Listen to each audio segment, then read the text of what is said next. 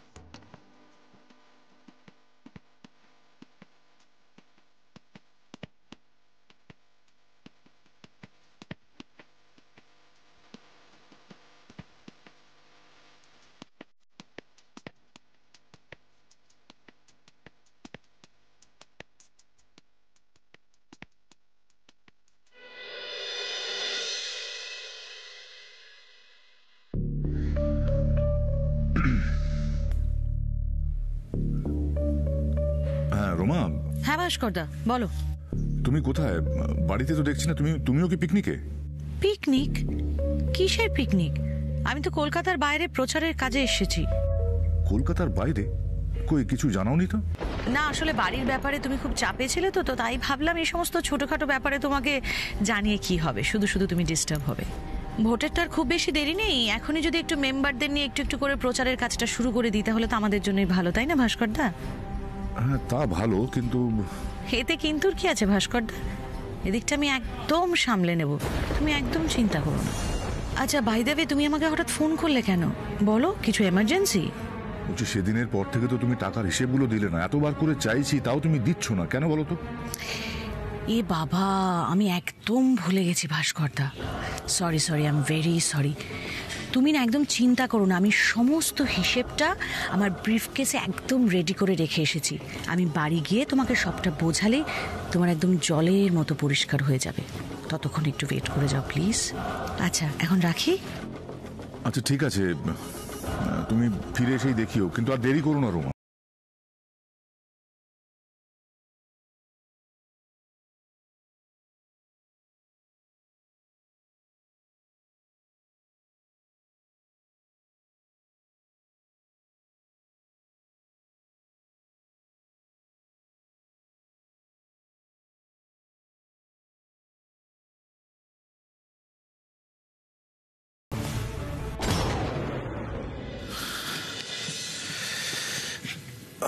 এটাই তো রোমার brief case.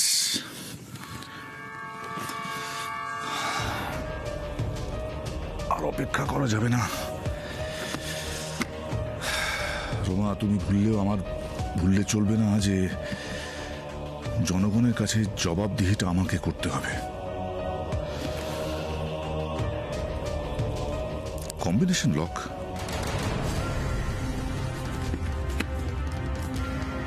কি এমন ইম্পর্টেন্ট জিনিসপত্র আছে যে কম্বিনেশন লক? রোমার আজকালকার বিষয়বস্তু কিছু তো বুঝতে পারছি না। দেখি চেষ্টা করে।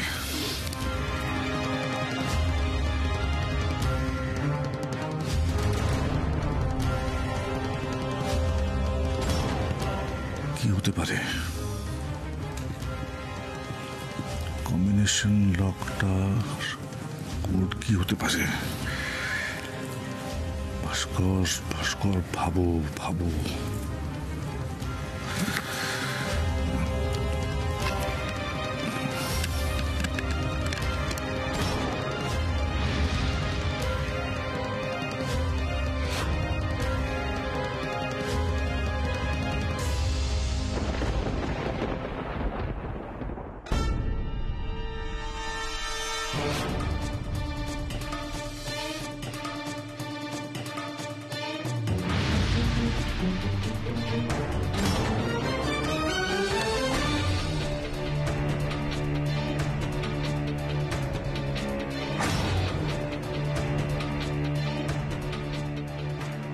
এটা তো নন্দিনীর নুপুর। রোমা ব্রিফকেসের মধ্যে কি করছে?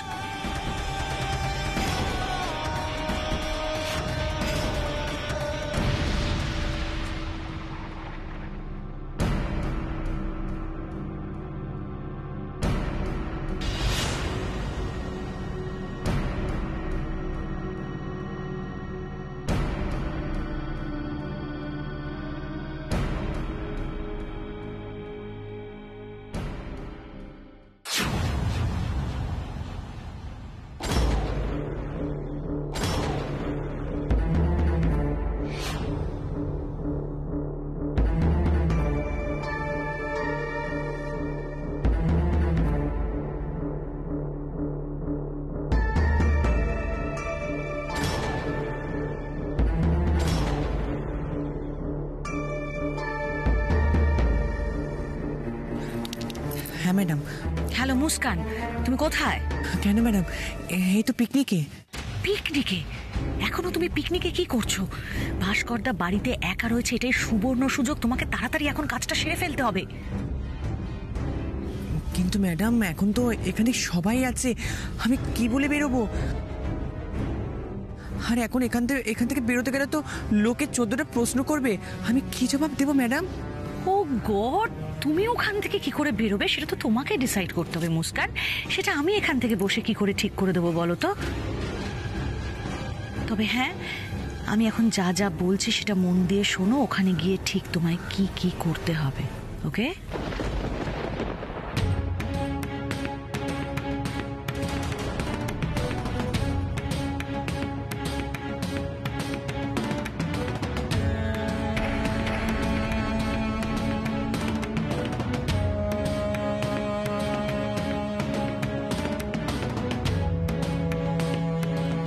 যা বললাম বুঝেছো তো? তাহলে এই কাজটা করে বেসিক্যালি তুমি এক ঢিলে দু পাখি মারছো। একদিকে লক্ষ্মীর প্রাণ বাঁচাচ্ছ আর অন্যদিকে ফিরকিকেও রক্ষা করছো। আবার মেয়ে হয়ে ওঠার অপারেশনের খরচও জোগাড় করে ফেলছো। চলো, বেস্ট অফ লাক।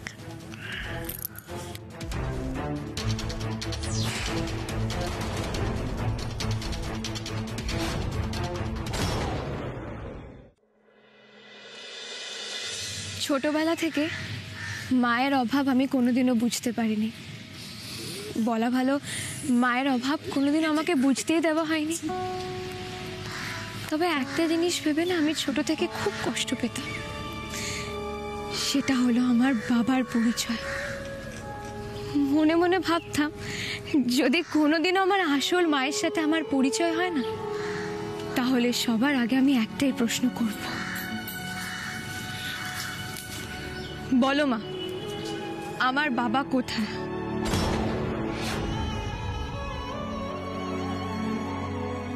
বলো না মা, তুমি বলো না আমার বাবা কোথায়?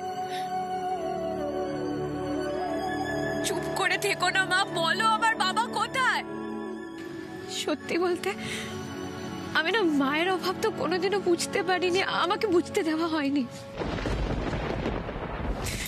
কিন্তু আমি না আমার বাবাকে খুব মিস করতাম মা। স্কুলে আমার সব ক্লাসমেটদের না বাবা আসতো, কিন্তু আমার বাবা ছিল না। আমি খুব মিস করতাম বাবাকে। বলো না মা, বলো না আমার বাবা কোথায়? মলয় তো খুব একটা ভালো মানুষ নয় ফিরকি, তাই গ্রাম ছেড়ে আসার পর ও সুমনের সাথে কি করেছে আমি জানি না। কি?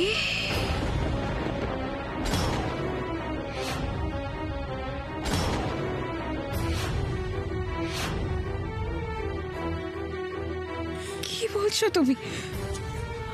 আমার বাবা নেই? না না না না, এটা কিছুতেই হতে পারে না, হতে পারে না এটা। আমারও তাই মনে হয় জানিস তো।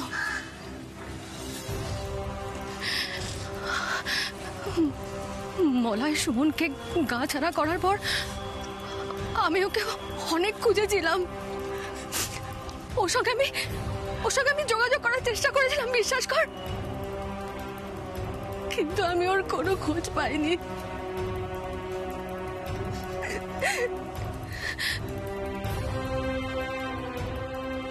আমি তো ভাবতেই পারছি না একটা জল জ্যান্ত মানুষ এভাবে উবে গেল কি করে। না, আমি আমি আমি আমি আমি বিশ্বাস করি না, আমি কিছুতেই বিশ্বাস করি না যে এরকম ভাবে একটা মানুষ উবে যেতে পারে। আচ্ছা মা, আমার বাবার বাড়ি কোথায় ছিল? মেয়েটা নিশ্চয়ই এখনো পিকনিক থেকে বেরোতে পারেনি। শিওর আমি। বোকা মেয়ে একটা, এত বোকা মেয়ে আদৌ কাজটা করতে পারবে কিনা আমার খুব সন্দেহ হচ্ছে। কিন্তু এখন আমি কি করব? যত সহজ কাজটা ভেবেছিলাম, কাজটা অতটা সহজ সাধ্য হবে না।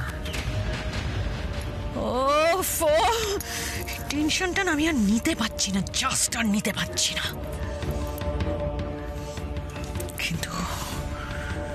কিন্তু এখন সিচুয়েশন হ্যান্ডেল করার তার কোনো উপায়ও নেই।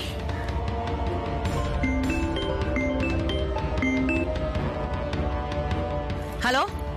হ্যাঁ ম্যাডাম। হ্যাঁ, কি খবর? আমি পৌঁছে গেছি, কিন্তু মুস্কান তো এখনো আসেনি। আসবে আসবে, ডেফিনেটলি আসবে।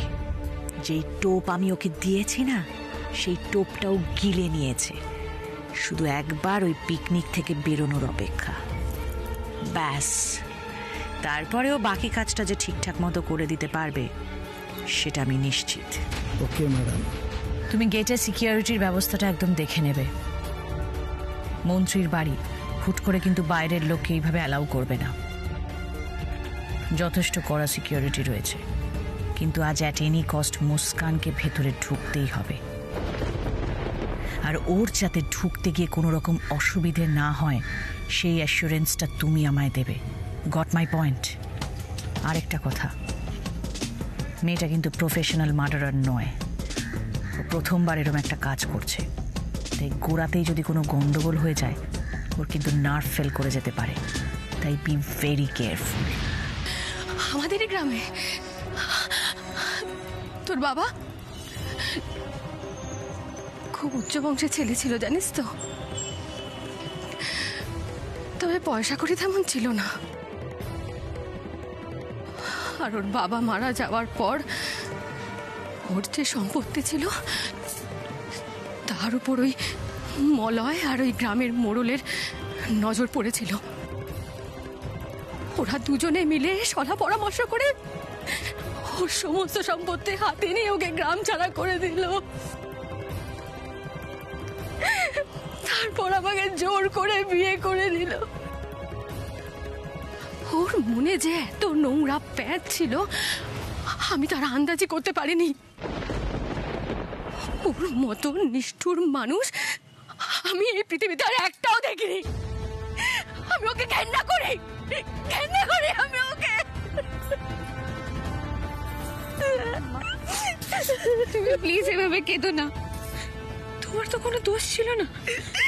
তুমি তো চেষ্টা করেছিলে সবকিছু আবার ঠিক করে দেওয়ার।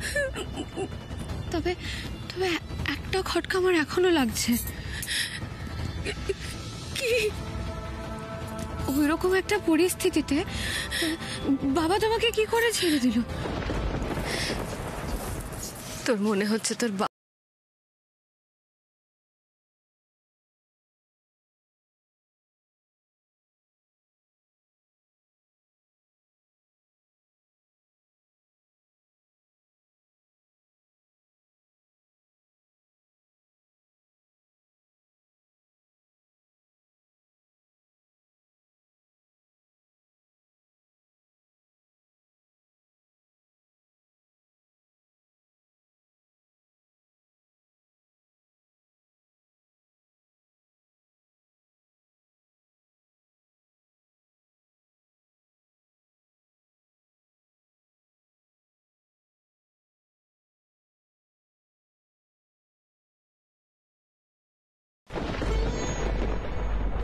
ওরা যে কতটা নিষ্ঠুর ছিল ওর সরল মন বুঝতে পারেনি।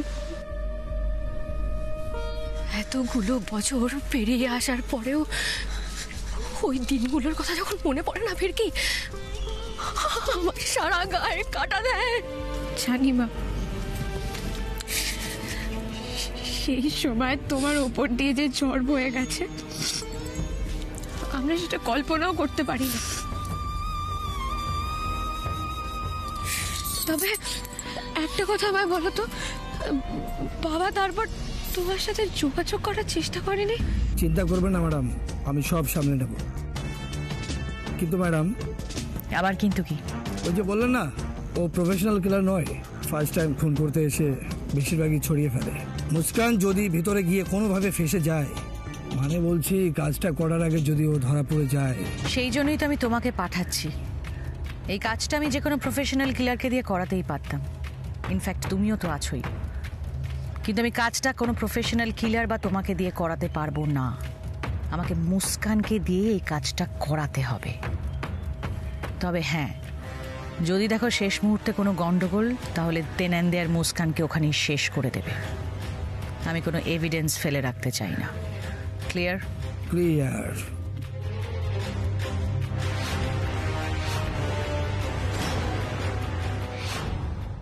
একবারও চিঠি পাঠিয়েওছিল আমাদের গ্রামের ঠিকানায়। তখন আমার বাবা মারা যায়। আমি গিয়ে চিঠিটা পেয়েওছিলাম। ও জানতে পারে আমার সাথে মলয়ের বিয়ে হচ্ছে। তারপর আমি ওকে চিঠি লিখে উত্তরও দিয়েছিলাম সেই ঠিকানায়। কিন্তু তারপর আর ওই দিক থেকে কোনো উত্তর আসেনি। আমি এই কলকাতায় আসার পরেও না ওর সঙ্গে বহুবার যোগাযোগ করার চেষ্টা করেছিলাম, কিন্তু ওর কোনো খোঁজ পাইনি। তাই আমার মনে হয় মলয় হয়তো ওকে। তুমি তুমি খারাপটা কেন ভাবছো মা? আচ্ছা, এমনও তো হতে পারে যে তোমার কথা ভেবে, আমার কথা ভেবে বাবা নিজেকে কোথাও আড়াল করে রেখেছে। হ্যাঁ মা, আমি বিশ্বাস করি আমার বাবা বেঁচে আছে। হয়তো এখানেই আমাদের আশেপাশে কোথাও একটা আছে। শুধুমাত্র সবার থেকে ভয় পেয়ে বাবার সামনে আসতে পারছে না।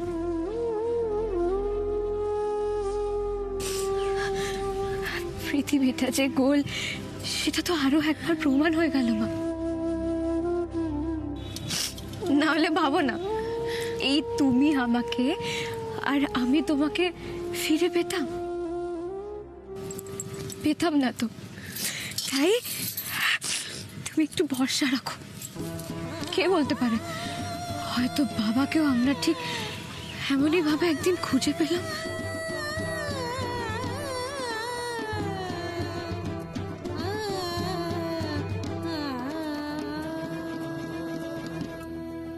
তাই যেন হয় ফিরকি, আমরা যেন তোর বাবাকে খুঁজে পেয়ে যাই। আমি তোমায় কথা দিচ্ছি মা, নিজের প্রাণ দিয়ে হলেও আমি আমার বাবাকে খুঁজে বের করব।